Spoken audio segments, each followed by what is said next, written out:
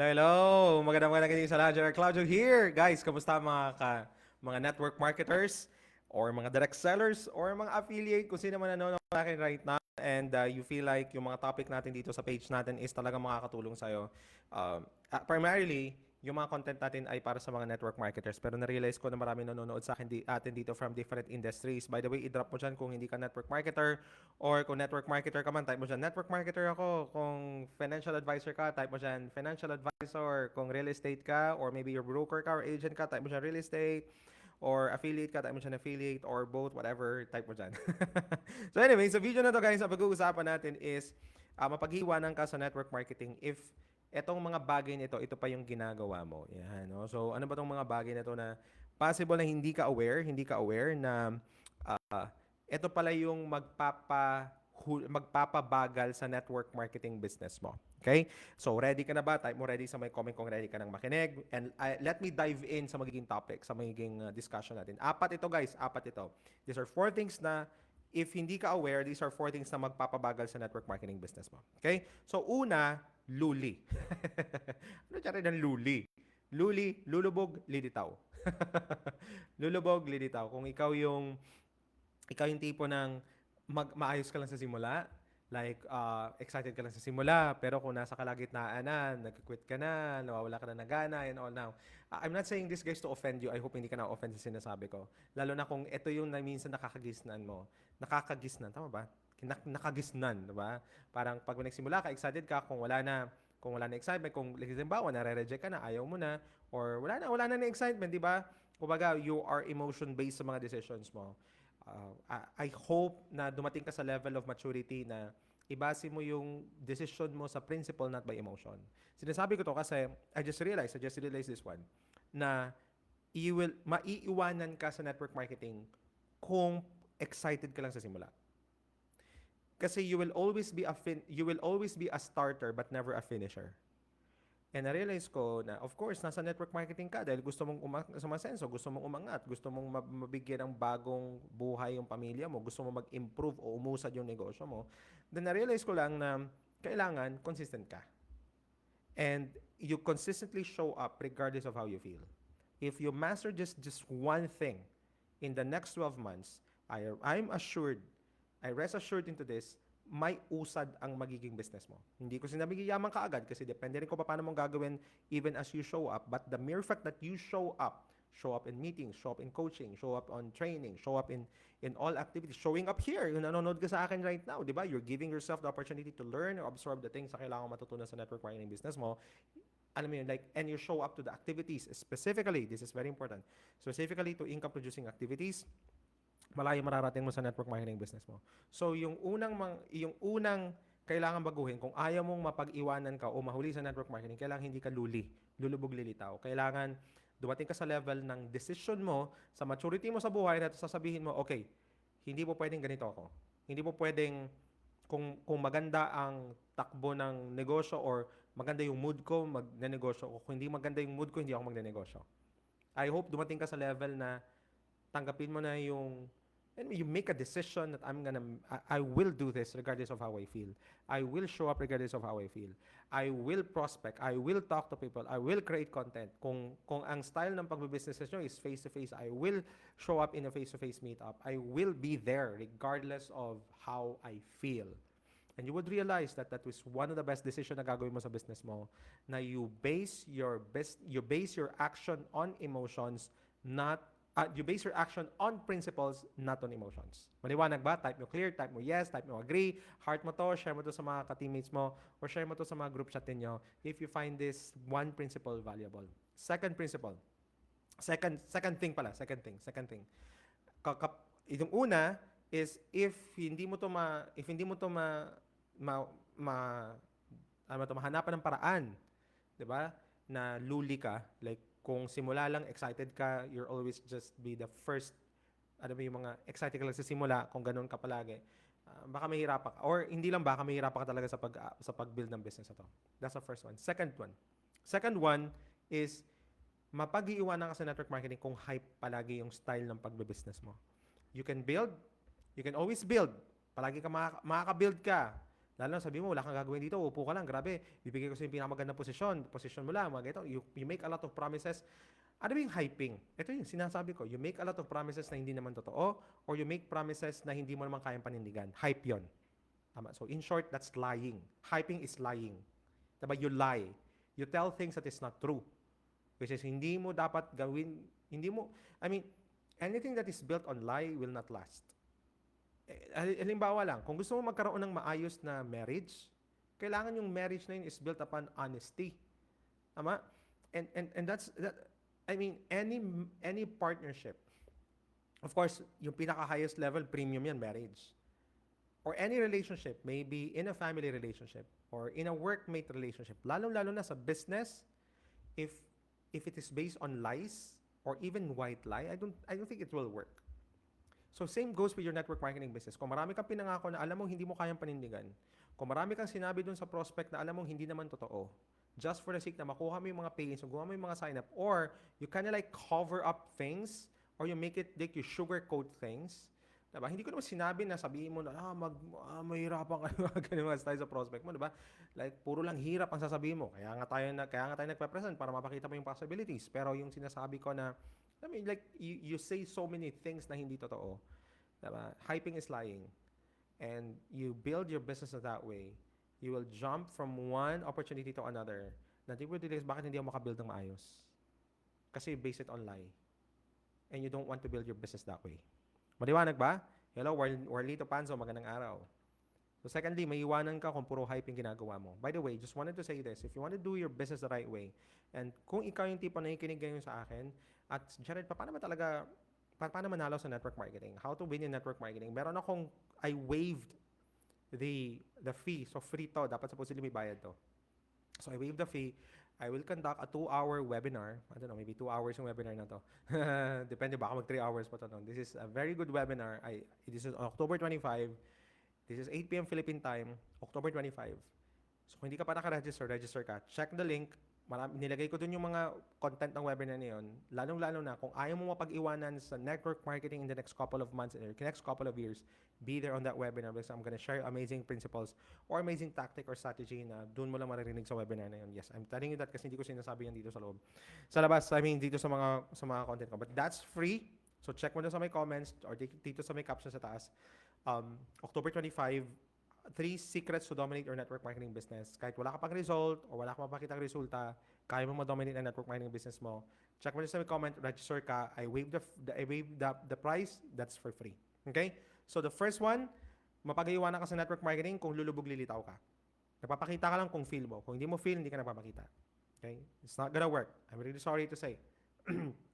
Kahit may pera ka pa, kahit gano'n ka pa ka-talented, kahit gano'n ka pa kagaling, kung gano'n yung style ng pagbe-build mo ng business, medyo maalangan ka dyan. Okay? So kung nagpapakita ka lang, kailan mo feel, medyo mahirapan ka. Second thing, hyping. So if ang strategy mo or ang style mo na pag na-network is para naman kuha ng pay-in, you're saying things na hindi mo nang kayang panindigan or sinasabi mo mga bagay or over-inflate mga information or sinasabi mga bagay na hindi totoo, is not gonna work. Okay? Number 3. Ito number 3, let me explain this one.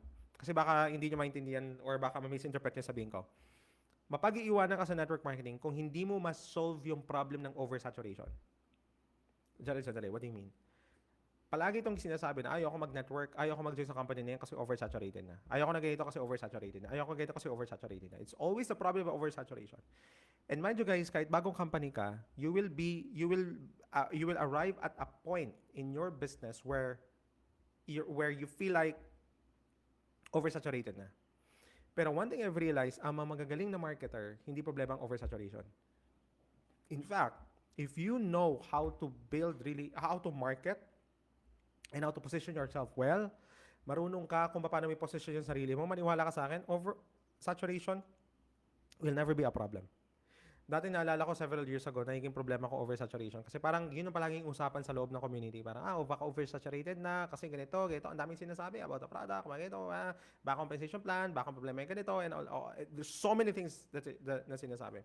But then I've realized that oversaturation will only be an issue for the amateur. Ibig sabihin, kung hindi mo gamay o hindi mo alam yung laro ng negosyo, you will always have a problem of oversaturation or saturated market. And let me explain, hindi lang yan sa network marketing. Kahit sa anong business yan. Halimbawa, ngayon, marami nagsisimula ng coffee shop. Tama? Dami nagsisimula ng coffee shop. And the next, I'm not saying this because I want this to happen, pero sinasabi ko to for reality. Na sa dami ng mga coffee shops right now, only those coffee shops who are doing it, who knows how to play the game, will never be affected by oversaturation. There will be sa oversaturation if hindi mo alam kung paano ang laro ng negosyo. Halimbawa, laundry. Laundry, let's talk about laundry. Maraming mga laundry businesses right now. And people say, hindi, oversaturated na kasi, ang dami na. Kung ang laro mo ay amateur ka at nakatuto ka lang sa operations, you're not learning how to market your laundry, you will have a problem. You will be kakainin ng saturation. Kasi di ba, akala ng mga tao, laundry, maraming papalaba, mga ito and all, di ba? Pero maganda ang laundry. Pero kung hindi ka marunong maglaro, hindi mo lamang laro ng business, ma-oversaturate ka, lalo na, bakit ikaw pipiliin ko? Diba, think about that. Just have that one question, bakit ikaw pipiliin ko? So actually, yun yung gusto nating i-solve sa October 25. No, if feeling mo na ganun ka sa level na, hala, o nga, no, bakit akong pipiliin ng karamihan? Sino ba naman ako? And all, tama ba?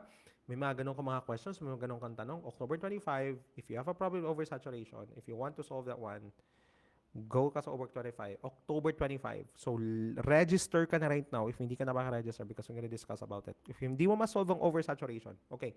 People say, wala kang magagawa sa oversaturation. That's not true. You can do something about it. You can do something about oversaturation. You just need to learn how to navigate your business. In fact, personally sa akin, saturation is an advantage. You just need to learn how to build your business. Diba? So, magkakaroon ka ng problema. Think about this. These are the pros sa business. Ito yung mga amateur. Amateur always have a problem with oversaturation. The pro level people will never have a problem with oversaturation. Think about that. Ano yung meron? Are you learning? General Espacio, Annabel Laurito. Natututo ba kayo, guys? I hope natututo kayo. Click mo dyan. Click mo ang heart. Type mo dyan, learning. Diba ako natututo kasi sinasabi ko. Okay? So if you can solve oversaturation, you'll have a problem. Okay? May iwanan ka. Pag-iwanan ka. And number 3, you should do same old school strategy. What do you mean that old school strategy? May mga sistema sa network marketing na timeless na hindi mo na kailangan baguhin. Pero may mga paraan o approach tayo sa market right now na whether you would agree or not has to change. Maliwanag ba? Whether you agree or not, it has to change. And kasamaang palad, if that's the right term. Maraming mga quote-unquote mentors. Maraming quote-unquote mentors na ang palaging fina-frontis, ito yung system natin. Ito yung ginagawa natin 15 years ago, ba't mo papabaguhin? And itong mga mentors na ito usually, I have a high respect with mentors, especially those who are earning big na. But ang gusto kong sabihin dito is, if ganun at ganun pa rin sasabihin mo sa akin, simply because yan yung nagpamilyon sa'yo 20 years ago, at hindi ka na nag-aral, hindi ka na nag-improve, hindi ka na nag-innovate, and yung pa rin ini-insist mo sa mga downlines mo, I think that's wrong. Possible naging komportable ka na sa income mo at hindi ka na nag-innovate. Yun yung opinion ko about it. No, and there are better ways to do network marketing right now. Maniwala kayo. There are better ways to do network marketing right now. Kung hindi ka magbabago, you will mapag-iiwanan ka. Okay? So there's so many things like people say hindi nag-work yung online, face-to-face talaga tayo. Mag-face-to-face tayo. Now, I'm not saying if face-to-face will not work. It will work. Face-to-face will work. Pero kung sasabihin mo na face-to-face lang ang mag-work, ibang usapan yun. Kung sasabihin mo sa akin right now na face-to-face lang ang mag-work, doesn't work that way. Okay? So, ako naniniwala ako that there's so many ways to build network marketing. Maraming mga ways. Online will be powerful. Social media is powerful. People are using ads and grow their business. Diba? Maraming mga ways. Pero sasabihin mo sa akin na ganun lang. Hindi ako magbabayin sa ganun. Mylene Abogin, magandang araw. You're welcome dyan, Real. Okay? So, natututo ba kayo? Time nyo learning. Time nyo learning dyan. Okay? And then, drop yung name and location nyo, guys, para ma-shoutout ko kayo. Or mamaya, kung after nito, mapanood ko yan, maka-reply ako sa inyo. So, 4 na bagay na kung hindi mo to i-figure out, kung paano mo to masasolusyonan, is mapag-iiwanan ka. Number 1, luli. Yung lulubog lilitaw ka. This is more internal issue. Kung hindi ka magiging consistent mag-show up, magkakaroon ka ng problema. Sinasabi ko na sa inyo right now. Okay, number 2, hyping. If you consistently say things na hindi totoo or overinflating, okay, information, uh, that's not gonna work. I've seen that over and over again. Yung mga quote-unquote na magagaling na may binibuild at ng mga mentors, tapos hypes yung ginagawa nila, wala na sila sa network marketing. Or some of them, they didn't survive the industry. And and number 3, if you can solve oversaturation. Okay, so if you can solve oversaturation, you are still building in an amateur way. So, hindi naman siya mahirap actually. Kailangan lang may shift of mentality. There are ways to build even though where there's so many people are battling with small chunk of market, you know how to make red ocean your blue ocean. Oh, grabe yung red ocean, blue ocean. Ganun. If you know that, you know that. And then same old school strategy na hindi ko sinasabi na lahat ng old school is mali. May mga old school kailangan baguhin, kailangan improve. With all that said, check nyo yung webinar ko. Register ka sa webinar ko. That's for free. That's on October 25, 8 p.m. Check mo dito sa may comments. May pinned comment ako dyan or dito sa may caption ko. Or dyan mismo sa screen mo meron dyan. Register ka na. I want you to be there. This will be your preparation in the next couple of months. Lalong-lalo right na magsisimula ulit. We are fast approaching ng 2026. Diba? So, kung ikaw decision mo, decided ka na mag-network marketing until 2026, then be there on that webinar. Yun na naman for me, guys. I hope may natutunan kayo. If you find value into this, heart mo to, tag nyo to mga teammates nyo, share nyo to sa mga group chat nyo. You guys are all amazing. See you again in the next video. Bye-bye.